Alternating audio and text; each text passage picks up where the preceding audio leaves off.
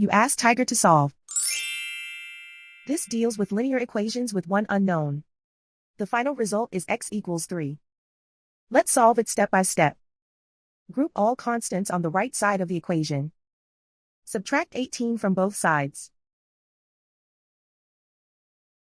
Simplify the arithmetic.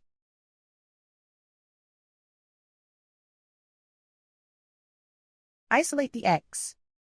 Divide both sides by -4. Cancel out the negatives. Simplify the fraction. Cancel out the negatives. Find the greatest common factor of the numerator and denominator. Factor out and cancel the greatest common factor.